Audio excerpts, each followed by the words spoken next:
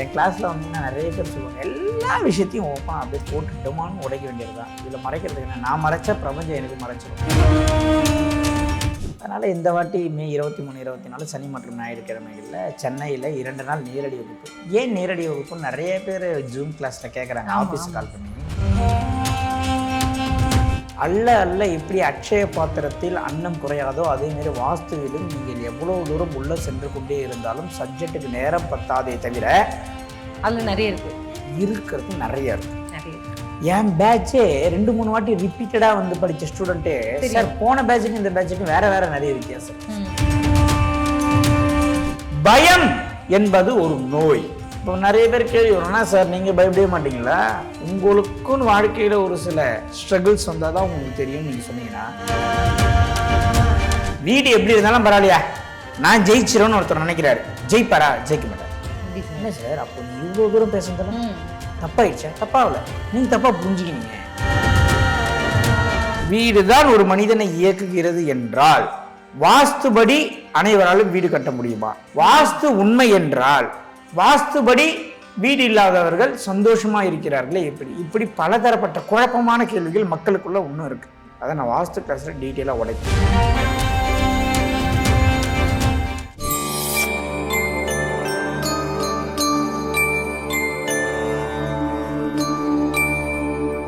Temple express நேயர்கள் அனைவருக்கும் வணக்கம். இன்னைக்கு நம்ம கூட PMK வாஸ்து அகாடமி நிறுவனர் திரு சம்பத் சுப்பிரமணி சார் இருக்காங்க. வணக்கம் சார். வணக்கம் மேடம். எப்படி இருக்கீங்க சார்? நல்லா இருக்கு மேடம். ரொம்ப நாள் கழிச்சு நம்ம ஸ்டுடியோக்கு வந்ததுக்கு நன்றி. வெளியில நிறைய விஷயங்கள் நீங்க இப்போ பெருசா நம்ம கோயில் திருவிழாக்கள்ல இருந்து வாஸ்து கிளாஸ்ல இருந்து இந்த வருஷம் 2026 ரொம்ப அமோகமா ஆரம்பிச்சு சூப்பரா போயிட்டு இருக்கு. அடுத்த வாஸ்து கிளாஸ் அப்படிங்கிறது வந்து எப்ப சார் இருக்கு? மே மாதம் 23, 24 சனி மற்றும் ஞாயிற்றுக்கிழமையில சூப்பர் சென்னையில் வச்சிருக்கோம். ஆக்சுவலி இந்த வகுப்பு வந்து கோயம்புத்தூர்ல பிளான் பண்ணோம். மே மாதம் லீவு, மக்களுக்கு நிறைய பயனுள்ள தகவலாக போய் சேரும், கோயம்புத்தூரில் போடலான்னு. எங்களுக்கு அங்கே வசதிகள், மண்டபங்கள், தங்குற இடம்லாம் எங்களால் டைம் இல்லை. ஏன்னா வெளியூர் அப்பாயின்மெண்ட் போயிடுறேன், அப்புறம் கோவில் ஃபங்க்ஷன் பார்க்குறேன். சரி எங்களால் டைம் இல்லை, நாங்கள் போய் தேடி ஒரு நாள் உட்காந்து அதுக்குன்னு 2-3 நாள் ஒர்க் பண்ணணும். சரி அதனால் சென்னையிலே வச்சுட்டோம். ஆனால் கூடிய விரைவில் கோயம்புத்தூர், மதுரை, சென்னை 3 இடங்களிலும் அடுத்தடுத்த பேட்ச் கண்டிப்பாக கிளாஸ் அடுத்த கட்ட பேட்ச் வந்து அடுத்த கட்ட மாவட்டங்களில் நடக்கும். நிச்சயமாக நடக்கும். நம்மளுடைய நோக்கமே வந்து மேடம் இந்த கலையை பெருதளவில் கொண்டு போகணும்னு நினைக்கிறேன். நான் வந்து விதைக்கிறேன், அப்படியே விதையை தூவி விடுறேன். செம்மண்ணில் விழுத்தெல்லாம் மரமாக போகுது, கல்லில் விழுத்தெல்லாம் வேஸ்ட்டாக போகுது, அவ்வளோதான். நான் எல்லாருக்கும் சொல்லிக் கொடுக்குறேன். அதில் சில மாணவர்கள் நல்ல கை தேர்ந்தவர்களாக மாறுவார்கள், அதில் எந்த விதமான மாற்று கருத்தும் இல்லை. இந்த கலையை அடுத்த தலைமுறைக்கும் கொண்டு செல்ல வேண்டும். என் மாணவனே என் மகனுக்கு குருவாக இருப்பான் என்பது என்னுடைய கருத்து. கண்டிப்பா நானே அடுத்த பிறவியில் வந்தால் என் மாணவன் என் குருவாக இருப்பான். நாம் கொடுத்ததை நாம் திரும்ப பெறுவோம் என்பதில் எந்த விதமான மாற்று கருத்தும் இல்லை. அதனால தான் எந்த ஒரு விஷயத்தையும் மறைக்கிறது இல்லை. என் கிளாஸில் வந்தீங்கன்னா நிறைய பேர் சொல்லுவாங்க, எல்லா விஷயத்தையும் ஓப்பனாக அப்படியே போட்டு டொமான்னு உடைக்க வேண்டியது தான். இதில் மறைக்கிறதுக்கு என்ன, நான் மறைச்சா பிரபஞ்சம் எனக்கு மறைச்சிடும். கண்டிப்பாக அவ்வளோதான். அதில் எந்த விதமான மாற்றக்கிறது இல்லை. இன்றைக்கி இருக்கக்கூடிய மக்கள் தொகையில் எல்லார் வீட்டுக்கும் போய் என்னால் வாஸ்து பார்க்க முடியாது. இப்போ வீடியோ பார்க்குறதுல நிறைய பேருக்கே கோவம் வரும். ஏன்னா நிறைய பேருடைய வீடு 2 மாதம் 3 மாதமாக அப்பாயின்மெண்ட் வாங்கி வச்சுட்டு இன்னும் போய் பார்க்காம இருக்கேன். கோவில் திருவிழா முடிஞ்சு இன்னும் டைம் இல்லை. ஸோ அதனால் இந்த ஒரு புதிய முயற்சியின் மூலம் வாஸ்து வகுப்பை எடுத்துக்கொண்டிருக்கிறோம். வாங்க, உங்கள் வாழ்க்கை மாறும். பரமிடு வைக்கலாம்னு சொல்ல மாட்டேன். ஒரு வாஸ்துவாக மிரண்டு போன வீடெலாம் இருக்குது. வாஸ்துவில் நான் பார்த்த நிறைய கிளைண்ட்டுங்களாம் மிரட்டி விட்ருக்கேன். அது வந்து அந்த ஃபீல்டில் எனக்கு இருக்கக்கூடிய ஆர்வம், அது மேலே நான் வச்சுருக்க பற்று, நம்பிக்கை, இதெல்லாம் தான் காரணம். அதனால் இந்த வாட்டி மே 23, 24 சனி மற்றும் ஞாயிற்றுக்கிழமைகளில் சென்னையில் 2 நாள் நேரடி வகுப்பு. ஏன் நேரடி வகுப்புன்னு நிறைய பேர் ஜூம் கிளாஸில் கேட்குறாங்க, ஆஃபீஸுக்கு கால் பண்ணி. நீங்கள் ஒரு மருத்துவர்னு வைங்களேன், நீங்கள் வந்து என் கூட, நான் டாக்டர்னால் நான் சீனியர் டாக்டர், நீங்கள் முதல்ல என் கூட வந்து ஹெல்ப்பராக இருக்கும். நான் கத்தி வச்சு அரைப்பேன், அந்த கத்தி உங்ககிட்ட கொடுப்பேன், நீங்கள் தொடச்சி வைக்கணும். புரியுதுங்களா? அதுக்கப்புறம் தான் நீங்கள் ஆப்ரேஷன் பண்ணக்கூடிய ஒரு நிலைமைக்கு வரும். ஏன்னா ஜூம் காலில் ஆப்ரேஷன் பண்ணுவது எப்படி, டாக்டர் ஸ்டூடெண்ட்ஸ் பார்த்துக்குங்க அப்படின்னு அறக்க முடியுமா? ரொம்ப டஃப் ஆகிடும் இல்லையா? அதே தான் வாஸ்துன்றதை நீங்கள் நினைக்கிற மாதிரி ஒரு மணி நேரத்தில் படிக்கக்கூடிய ஜூம் கிளாஸில் புரிந்து கொள்ளக்கூடிய ஒரு வகுப்பு அல்ல. அது ஒரு வாழ்க்கை. கண்டிப்பாக ஒரு மனிதனுடைய வாழ்க்கையை மாற்றி அமைக்கக்கூடிய ஒரு பகுதி அது. அதை வந்து நம்மளுடைய வசதிக்காக இப்போ ஜூம்னு வச்சுக்கோங்களேன், பி ஃப்ராங்க், வாங்குகிற ஃபீஸு அப்படியே எனக்கு லாபம். கண்டிப்பாக. நான் ரெண்ட்டு சத்திரத்துக்கு கொடுக்க வேணாம், ஃபுட்டு கொடுக்க வேணாம், டிரான்ஸ்போர்ட் கிடையாது, அவங்களுக்கு எதுவுமே இல்லை, தங்குற இடத்துக்கு எதுவுமே இல்லை. என்ன கேட்பாங்க, ஏன் வாங்குற ஃபீஸுக்கு செலவே இல்லாமல் ஜூமில் பண்ணலாம்? இன்னும் பண்ண முடியாது. எப்படி பண்ண முடியும்? என் மாணவன் என்றால் தனித்துவமாக தெரிய வேண்டும் என்று நான் நினைக்கிறேன். அதுதான் என்னுடைய நோக்கம். நிறைய வகுப்புகளை போய் பார்த்தீங்கன்னா ஒரு ஃபுல் டே கிளாஸில் 4-5 பேர் கம்பைன் பண்ணி எடுப்பாங்க, 2-2 மணி நேரம். நம்ம கிளாஸ் அப்படி கிடையாது, 1 to 1. ஏன் அந்த 2 நாட்கள் நான் முழுமையாக என்னுடைய கவனத்தை செலுத்தி எடுக்கிறேன்னா, அவனுக்கு புரிஞ்சிருச்சுன்னு வச்சுக்கிங்களேன் அந்த சப்ஜெக்டு. அதுக்கப்புறம் அது வாழ்க்கையோட டேஸ்ட்டே வேற மாதிரி இருக்கும். அந்த 2 நாளுமே நாங்கள் 2 நாளும் இந்த மாதிரி கூட முழுமையாக இருந்து பார்த்துருக்கோம். சாப்பிட போக சொன்னாலும் சாப்பிட போக மாட்டாங்க, டீ குடிக்க போக சொன்னாலும் டீ குடிக்க போகிறதில்ல. அது எங்கடா விட்டுட்டோம் அப்படின்னா அந்த டைமே பற்ற மாட்டேங்குது. ஆக்சுவலாக அந்த உங்களோட வாஸ்து நேரம் நீங்கள் சொல்கிற அந்த 2 நாட்கள் வந்து 24 ஹவர்ஸும் கிடையாது. ஆக்சுவலாக ஒரு 14 மணி நேரம் அப்படின்னு ஒரு அந்த இரவு பொழுது மட்டும் தான் நீங்கள் தூங்க மட்டும் தான் விடுறீங்க அப்படின்றது மட்டும்தான் தெரியும். அது அவங்களே இன்ட்ரெஸ்டோட எடுத்து ஒரு வகுப்புல நானே வந்து ஆகாஷ் பேட்ச்னு ஒரு பேட்ச்ல எனக்கே சாப்பிட டைம் இல்லை.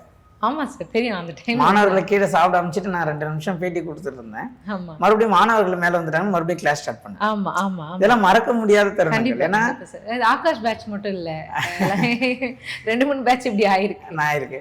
அப்போ வந்து இது வந்து பெரிய ஒரு புரட்சியை இன்னும் கொஞ்சம் நாள்ல ஏற்படுத்திட்டு வந்த வாஸ்து. அவங்க கத்துக்கிற அந்த ஸ்டூடெண்ட்ஸா இருக்கிறவங்களும் வந்து ஒரு சில பேர் ஓகே இது கத்துக்கலாம் அப்படின்னு சொல்லி ஒரு சும்மா டைம் பாஸ்க்கு வந்து போறவங்க மட்டும் இல்லை, ப்ரொஃபஷ்னலாகவே அவங்களோட பெரிய பெரிய வேலைகளில் இருந்திருக்காங்க. நான் பார்த்துருக்கேன், நிறைய பேர் டாக்டர்ஸ் வந்திருக்காங்க, லாயர்ஸ் வந்திருக்காங்க, சிவில் என்ஜினியர்ஸ் வந்திருக்காங்க, அதுக்கப்புறமா நர்ஸாக இருக்கிறவங்க வந்திருக்காங்க, சம்மந்தமே இல்லாத தொழிலில் இருக்கிறவங்களாம் வந்திருக்காங்க. நிறைய பேர் படிச்சிருக்காங்க மேடம். போலீஸ் நிறைய போலீஸ். ஓகே, அந்த நம்ம பைட்ஸ் எடுக்கும்பொழுது அவங்க சொல்லும்பொழுது அவங்க ஷேர் பண்ணுற விஷயங்களே இது நமக்கு புரியாமல் போச்சு. அவங்க வேற ஒரு பாயிண்ட் ஆஃப் வியூவில் பார்க்குறாங்க நீங்கள் சொல்கிறது. அண்ட் உங்கள் கூட சேர்ந்து அவங்களோட மைண்ட் செட்டுமே வந்து உங்களை மாதிரியே மாறிக்கிட்டே வருது. ஆக்சுவலாக அது உங்களை மாதிரியே மாறிக்கிட்டு வருது. அதுவும் பார்க்க ரொம்ப ஹெல்த்தியான ஒரு விஷயமா தான் இருக்குது. ஆனால் மக்களுக்கு வந்து ஒரு பெரிய கேள்வி வந்துகிட்டே இருக்கும், தொடர்ந்து வீடியோ பார்த்துட்டு இருக்கிறவங்களுக்கு மட்டுமே. அப்படி எப்படி தொடர்ந்து கிளாஸ் எடுத்துக்கிட்டே இருக்க முடியும்? இத்தனை வருஷமாக, இத்தனை பேட்ச் போயிருக்கு, இத்தனை மாதங்கள், இப்போது 2026 தொடர்ந்து வருது. இந்த கேள்வி ஏன் கேட்குறேன் அப்படின்னா மக்களோட டவுட்டாக தான் இருக்கும், அவங்களோட ரெப்ரசன்டேட் பண்ணி தான் கேட்குறேன். அப்படி என்ன இன்னும் சொல்லிக் கொடுக்குறதுக்கு இருக்குது, இன்னும் கிளாஸ்ன்னு சொல்லிகிட்டே இருக்கீங்க அப்படின்னு ஒரு விஷயம் தோணும் இல்லைங்களா? அப்படி என்ன ஒரு விஷயம் வந்து நீங்கள் அடுத்தடுத்த பேட்ச்க்கு நீங்கள் வச்சுருக்கீங்க? ஏபிசிடி நான் சொல்லித்தரேன் அப்படின்னு வச்சுக்கோங்க. ஒரு பேட்சுக்கு சொல்லி கொடுத்தா போதும், அவன் போய் உலகமெல்லாம் சொல்லி கொடுத்துருவான். Okay, A for apple, B for ball அப்படின்னு. நான் ஒரு பேட்சுக்கு ஏ ஃபார் ஆப்பிள்னு சொல்லுவேன், இன்னொரு பேட்சுக்கு ஏ ஃபார் அமெரிக்கான்னு சொல்லுவேன், இன்னொரு பேட்சுக்கு ஏ ஃபார் ஆஃப்ரிக்கான்னு சொல்லுவேன். புரியுதுங்களா? இப்போ மக்களுக்கு ஒரு டவுட் வந்துடும், சார் அப்போ நீங்கள் பிஸ்னஸ் பண்ணுறீங்களா அப்படின்னு. கிடையாது. ஏ ஃபார் ஆஃப்ரிக்கானா எப்படி வாஸ்து வேலை செய்யும், ஏ ஃபார் ஆப்கானிஸ்தான் எப்படி வேலை செய்யும், டிஃப்ரென்சியேஷன் பண்ணி காட்டுவேன். அல்ல எப்படி அட்சய பாத்திரத்தில் அன்னம் குறையாதோ அதேமாரி வாஸ்துவிலும் நீங்கள் எவ்வளோ தூரம் உள்ளே சென்று கொண்டே இருந்தாலும் சப்ஜெக்டுக்கு நேரம் பத்தாதே தவிர அதில் நிறைய இருக்கிறது நிறைய இருக்குது. என் பேட்சே 2-3 வாட்டி ரிப்பீட்டடாக வந்து படித்த ஸ்டூடெண்ட்டே சார் போன பேட்சுக்கு இந்த பேட்சுக்கு வேற நிறைய வித்தியாசம் இருக்கு. இது அங்கே சொல்லவே இல்லை, இங்கே சொல்லியிருக்கீங்க, இங்கே இதை சொல்லலை, நீங்கள் அங்கே அதை சொன்னீங்க. ஏனென்றால் என்னுடைய பேட்சில் ஒரு துண்டு சீட்டு கூட என் கையில் இருக்காது. இதுதான் கிளாஸ் எடுக்க போகிறோம், பிட்டு பேப்பர் கூட இருக்காது. ஏன் பிட்டு பேப்பர் இருக்காதுன்னா,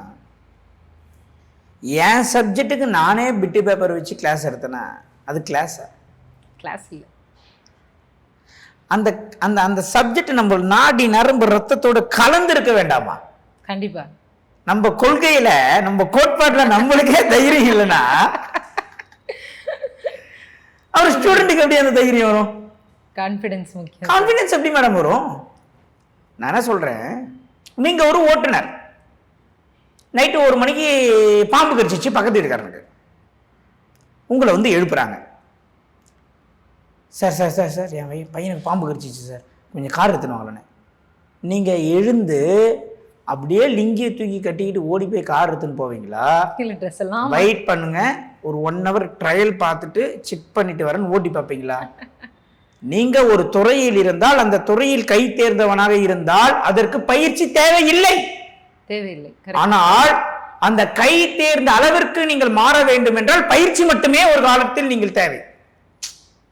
முதல்ல வண்டி ஓட்டுறீங்க பாருங்க, நான் இப்பயே சொல்லிட்டேன், ஹெட்ஃபோன் போட்டு கேட்குறீங்க, ஏர்பட்ஸ் போட்டு கேட்குறீங்கன்னா நீங்க வால்யூம் கம்மியாக வச்சுக்கணும்.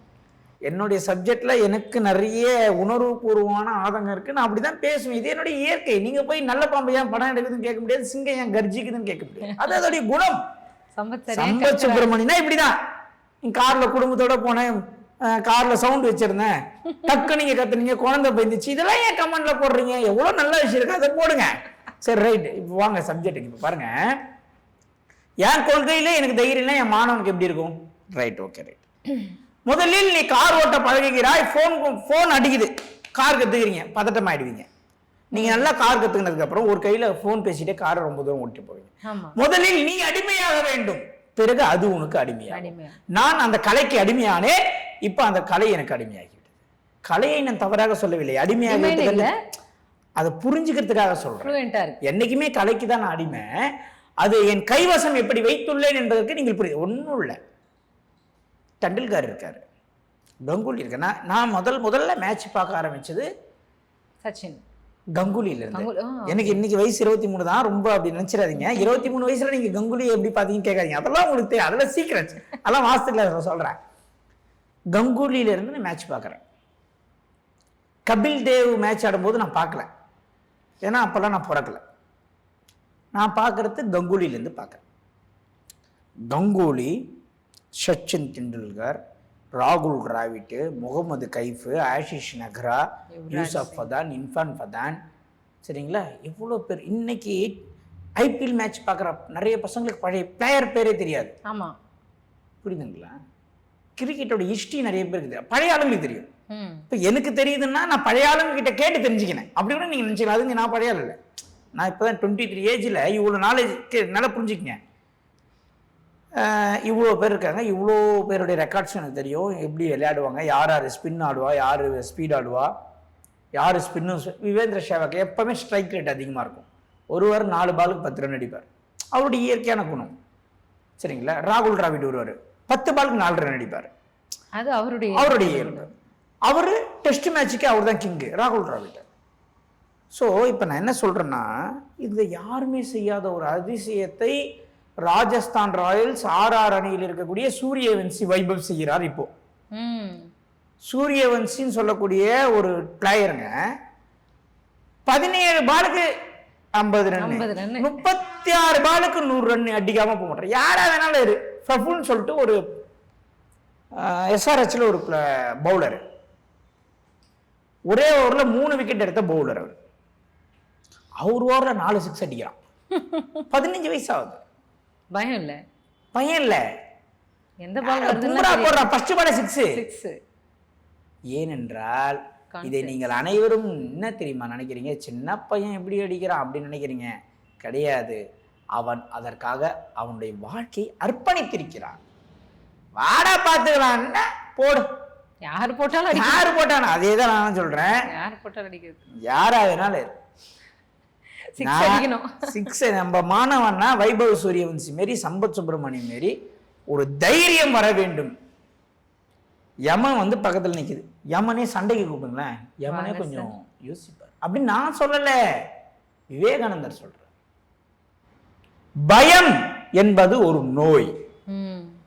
இப்போ நிறைய பேர் கேள்வி வரும்னா, சார் நீங்கள் பயப்படவே மாட்டீங்களா, உங்களுக்குன்னு வாழ்க்கையில் ஒரு சில ஸ்ட்ரகிள்ஸ் வந்தால் தான் உங்களுக்கு தெரியும் நீங்கள் சொன்னீங்கன்னா, என்னுடைய ஸ்ட்ரகிள்ஸ் எல்லாம் தாண்டி நான் எப்படி வந்தேன்றதுக்கு சில கதைலாம் சொன்னீங்கன்னா நீங்களாம் ரத்தமே வந்துடும் கண்ணில் இருந்து. ஒரு காலகட்டத்தில் சுயசரிதையில் நான் அதை சொல்லுவேன், தைரியத்தை விட ஒரு சிறந்த ஆயுதம் வேற எதுவும் இல்லை. இல்பவர் வேணும், பயங்கரமா வேணும் மேடம். தைரியம் மட்டும்தான் ஜெயிக்க வைக்கும், வேற எதுவுமே ஜெயிக்க வைக்காது. தைரியம் வேறு, ஆணவம் வேற, வித்தியாசப்படுத்தி காட்டுறேன். ஏன்னா ஆணவம் தப்பு, தைரியம் வேற. இப்போ நீங்க இந்த வார்த்தை சொன்னதுக்கு அப்புறமா ஒன்று தோணுச்சு, வீடு எப்படி இருந்தாலுமே பரவாயில்ல, நம்ம சமாளிச்சுக்கலாங்கிற ஒரு தைரியம் இருந்தால் போதுமா? அப்போ இப்போ வீடு எப்படி இருந்தாலும் பரவாயில்லையா, நான் ஜெயிச்சிரும்னு ஒருத்தர் நினைக்கிறாரு, ஜெயிப்பாரா? ஜெயிக்க மாட்டார். எப்படி சார்? என்ன சார் அப்போ நீ இவ்வளோ தூரம் பேசுறதுல தப்பாயிடுச்சா? தப்பாகல, நீங்க தப்பா புரிஞ்சுக்கினீங்க, அதான் விஷயம். நான் என்ன சொல்றேன்னா, இல்ல அப்ப என்ன பண்ணணும்னு ஒரே விஷயத்தை நீங்க நல்லா தெளிவா புரிஞ்சுக்கங்க. நம்ம வருஷம் ஃபுல்லா படிக்கிறோம், 2.5 மணி நேரம் எக்ஸாம் எழுதுறோம், வருஷம் ஃபுல்லா ப்ராக்டிஸ் பண்றோம். 2.5 மணி நேரம் ஐபிஎல்ல 2 பால் தான் நமக்கு சான்ஸே கிடைக்கும், வாய்ப்பு மிக குறைவு. 24 மணி நேரத்தில் இந்த 15 நிமிஷம் வீடியோவில் 4 நிமிஷம் உங்களுக்கு தேவையானதாக இருக்கும். இதுதான் இறைவன் உங்களுக்கு காட்டுற வழி. நல்லா இதை புரிஞ்சுக்கணும். வீடு ஒரு மனிதனை இயக்குகிறதா இல்லையா? இயக்குதுதான். வீடு தான் ஒரு மனிதனை இயக்குகிறது என்றால் வாஸ்துபடி அனைவராலும் வீடு கட்ட முடியுமா? வாஸ்து உண்மை என்றால் வாஸ்துபடி வீடு இல்லாதவர்கள் சந்தோஷமா இருக்கிறார்களே எப்படி? இப்படி பலதரப்பட்ட குழப்பமான கேள்விகள் மக்களுக்குள்ள ஒன்றும் இருக்கு. அதை நான் வாஸ்து கிளாஸ்ல டீட்டெயிலாக உடைப்பேன். வெற்றினா என்ன, தோல்வினா என்ன, தைரியனா என்ன, எல்லாத்தையும் உடைப்பேன்.